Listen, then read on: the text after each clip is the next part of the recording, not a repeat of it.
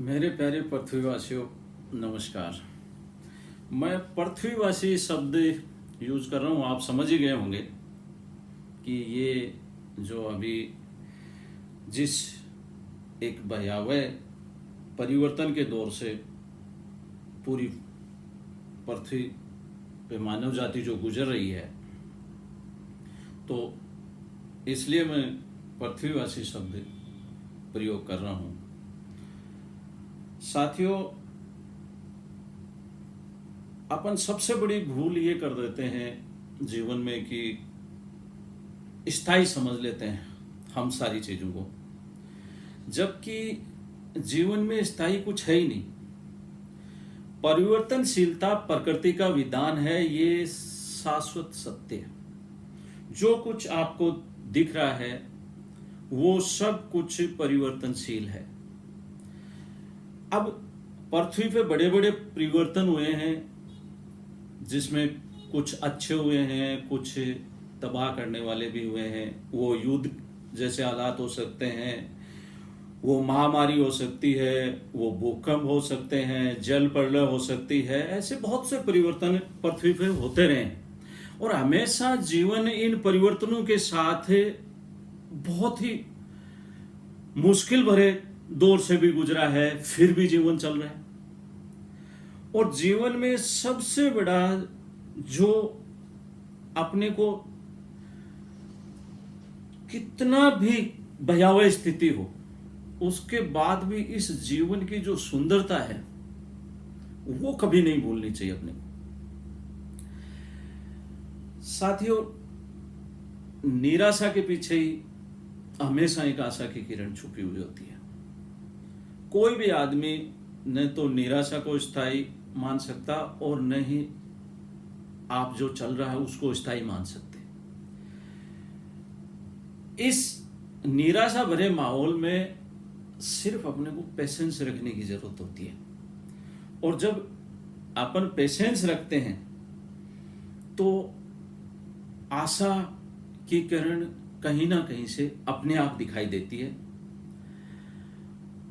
परिवर्तन पृथ्वी पे आदिकाल से, जब से जीवन चल रहा है, कोई नहीं जानता कब से चल रहा है, कैसे मानव की उत्पत्ति हुई, कैसे विकास हुआ, कयास लगाए जाते हैं। अपने ऋषि मुनि, अपने वैज्ञानिक ये सिर्फ एक अनुमान के आधार पे इस जीवन के बारे में बताते रहते हैं। अब इसमें लेकिन ये चीज शाश्वत है कि जीवन में परिवर्तन हमेशा आता रहा है। परिवर्तन चाहे आप रात दिन का देख लो, चाहे और बहुत सी चीजों में परिवर्तन देख लो, जलवायु में देख लो, हर जगह परिवर्तन आ रहा है। अब वो परिवर्तन कई बार ऐसा आता है कि उसमें अपन घबरा जाते हैं। घबराने की क्या आवश्यकता है? मौत से ज्यादा कुछ नहीं है ना। और मौत एक सच्चाई है, वो अपने को पहले से भी पता है।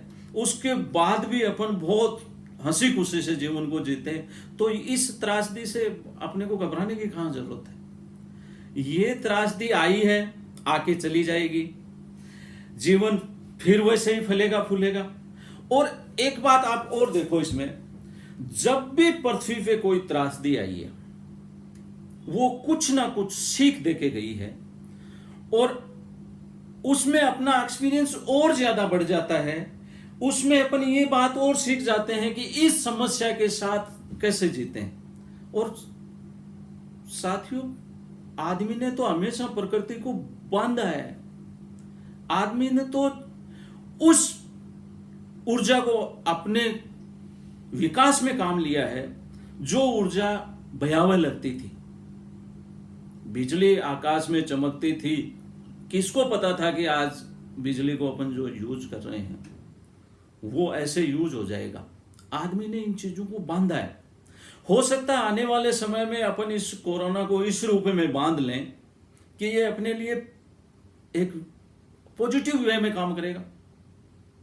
बहुत सी चीजों को आप एग्जांपल के लिए देख सकते हो। परमाणु शक्ति को अपन ने मानव विकास के लिए बांधा। आप देखो बहुत सी औषधियां हैं जो जहर होती हैं अगर उनको अगर देखा जाए तो, लेकिन उसको अपन औषधियों में काम में ले रहे हैं आज। हो सकता है ये वायरस आने वाले समय में इस धरती पर रामबाण सिद्ध हो, ये ऐसा बन जाए कि अपन इससे जीवन को और ज्यादा सुखमय बना पाए। प्रकृति से न घबराने की जरूरत है और न ही प्रकृति से टक्कर लेने की जरूरत है। प्रकृति अपना संतुलन अपने आप बनाना जानती है। अपने को सिर्फ इस जीवन को सुंदर ढंग से जीना है, और जो ये समय अपन इस समय व्यतीत कर रहे हैं इसको एंजॉय कैसे किया जा सकता है उसके रास्ते निकालने हैं। और वो आदमी इतना बेहतर ढंग से जानता है कि हर परिस्थिति में लाइफ को कैसे आनंदमय बनाना है। तो साथियों, जीवन को आनंद में जीना है। नमस्कार, धन्यवाद।